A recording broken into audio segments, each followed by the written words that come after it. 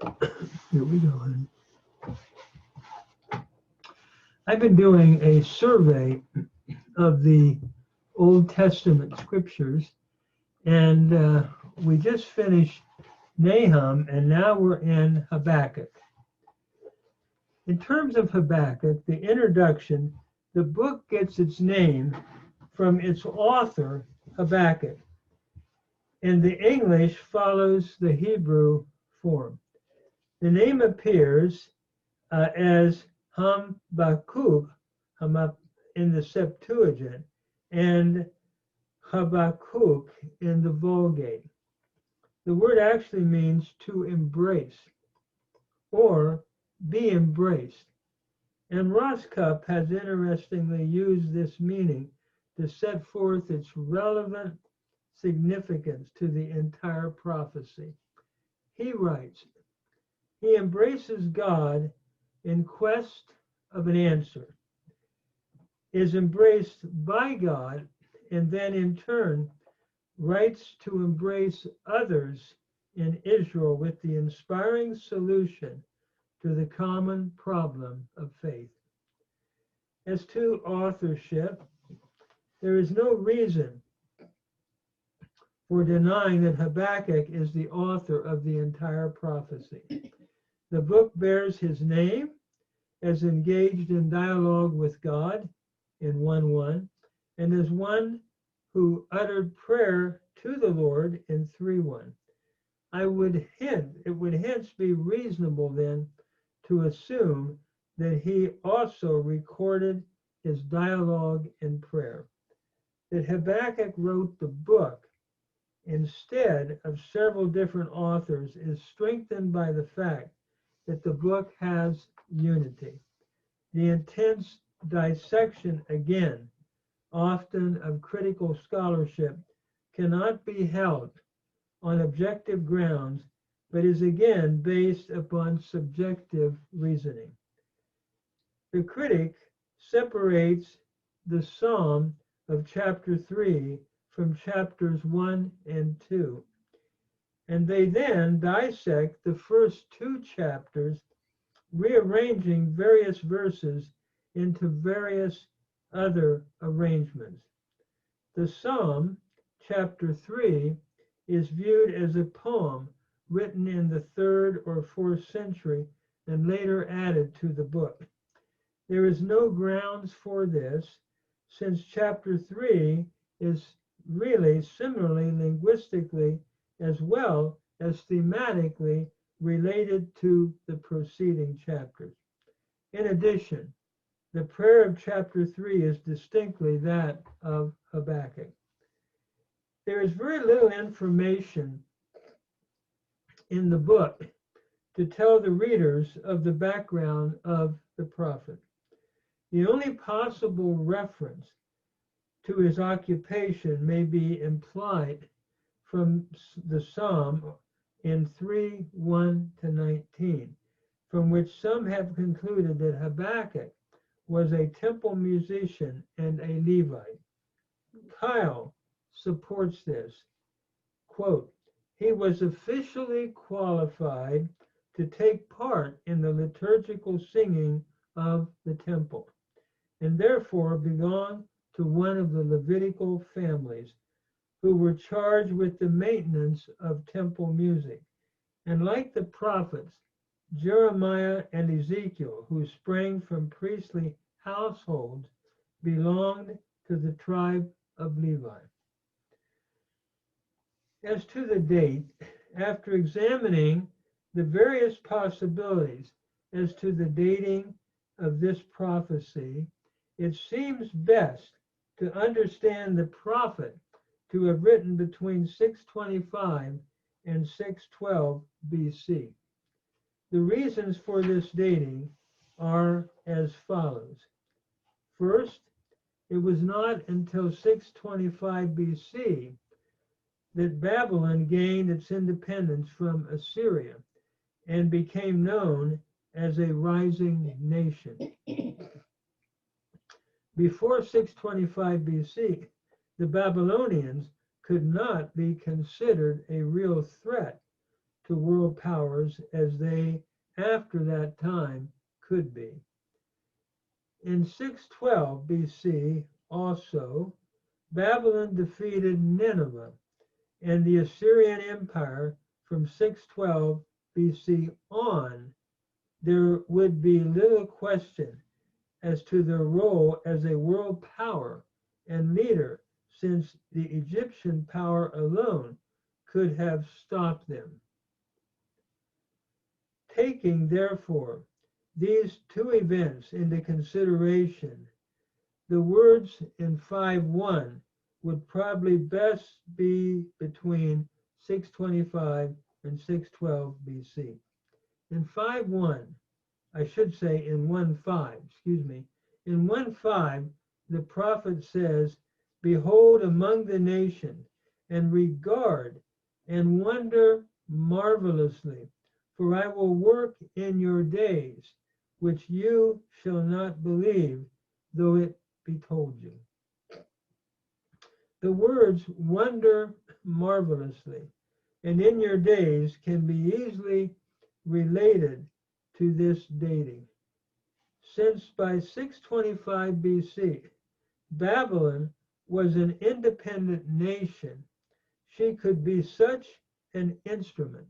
However, since she was still dominated by the powers of Assyria and Egypt, it would have been a miraculous shifting of powers to see this phenomenon.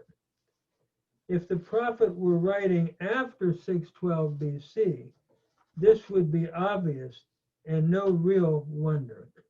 Finally, according to this dating, the words "in your days" could be literally understood, since in 605 BC, the first deportation occurred, and in 586 BC, the final one.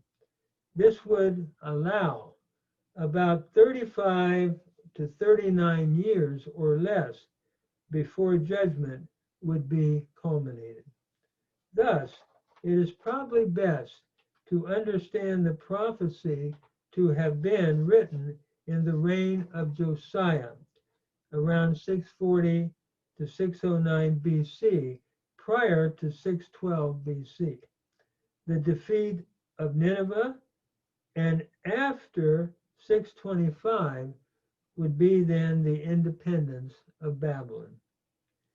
As to the historical background, Habakkuk's time was marked by violence, injustice, and wickedness in Judah, along with a general apathy toward the things of God.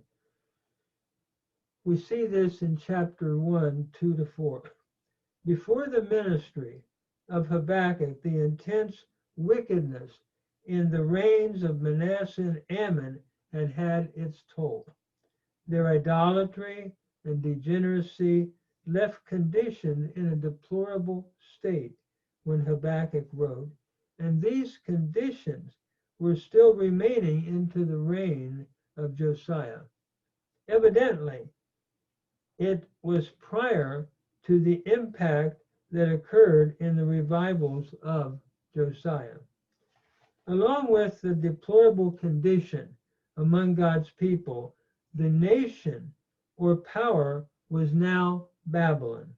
Having gained its independence from Assyria, the Lord prophesies that it will be, that is, Babylon will be the instrument to judge Judah.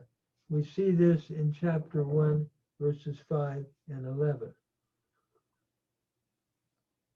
So as to the purpose, the main purpose of the book is to demonstrate the holiness and justice of God, and to encourage his faithful to live by faith.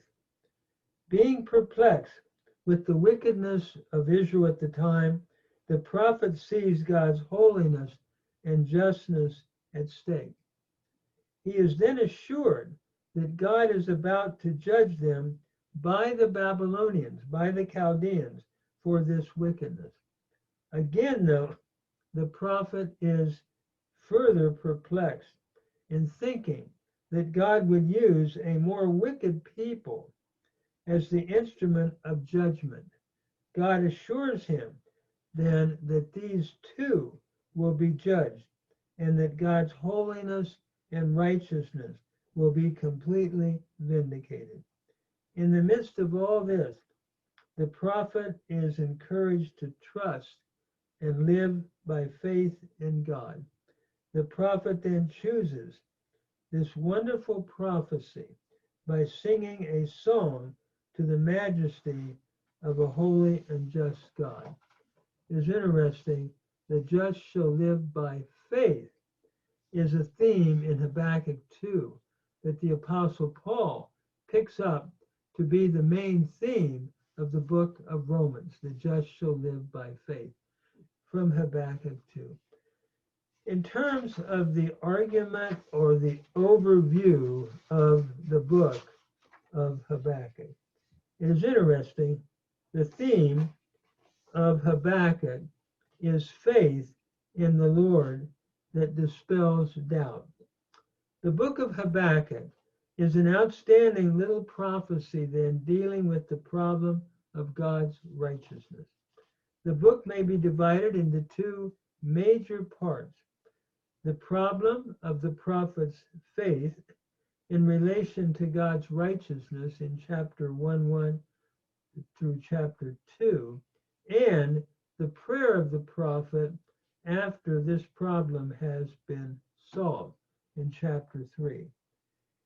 There are two basic problems in chapters 1 and 2 that raise serious questions for the prophet. The first problem concerns Israel and her sins that were seemingly unjudged in chapter 1:1-4. This bothered the prophet, since God's righteousness demanded judgment. In answering the prophet, though, and his problem, the Lord shows him his coming judgment on Israel or Judah, and that it is to be carried out by the Chaldeans, the Babylonians. He describes the invincibility of their conquest and the defeat of Judah. Out of this problem, though, arises the second problem. That is, the problem again centers around the righteousness of God.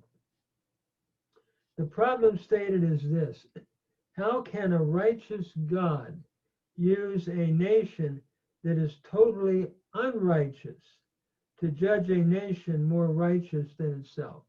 And we see this in chapter 1:13 through 2:1. This is a challenge to the Lord's consistency. God answers, though, this problem by announcing that there will be judgment upon the Chaldeans as well in chapter 2. After announcing God's righteousness to the prophet and the reasons for the Chaldeans' judgment that will be given, it is because, we are told, of their pride and violence, their covetousness, their tyranny, their debauchery, and their idolatry. So in other words, God announces the judgment on the Chaldeans as well for these lists of sins. The announcement of judgment is then given, and its causes is followed by the victory of a sovereign, righteous Lord. The prophet concludes the chapter then by writing, "But the Lord is in his holy temple. Let all the earth keep silence before him," in chapter 2, verse 20. And let me say again, the constant emphasis on the just shall live by faith is a key major theme of chapter 2. The second major section gives the prayer of the prophet after his problems had been solved. Verse 1 introduces the prayer by writing a prayer of Habakkuk the prophet upon Shigionot. In this prayer, the reverence of the prophet, the revelation of the Lord, and the reassurance to the prophet are given. The reverence of the prophet is portrayed in the following words. O Lord, I have heard your speed, and I was afraid. O Lord, revive your work in the midst of the years.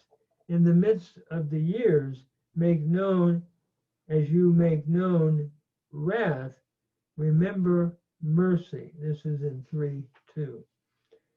Following his demonstration of reverence, then, and the request for mercy, the revelation of the Lord is given as the prophet sees the glory of the Lord, his greatness. This is in chapter 3:3-12, and his grace, then, in verses 13 and 15 of chapter 3. The prayer closes by giving the effect of the Lord's words and the revelation on the prophet himself. He is seen rejoicing in the Lord's salvation in chapter 3:16-18, and resting in the Lord's strength. The book then closes, by the way, on a beautiful note as the prophet describes his rest in the omnipotence of the Lord. He writes, "The Lord God is my strength, and he will make my feet like hinds' feet. He will make me walk upon my high places." So what a beautiful ending of the Lord's protection and how he would be with the prophet at that time and what he is experiencing. So to summarize the two movements, we have the problem of faith in the first two chapters and the prayer of faith in that great poetic section in chapter 3.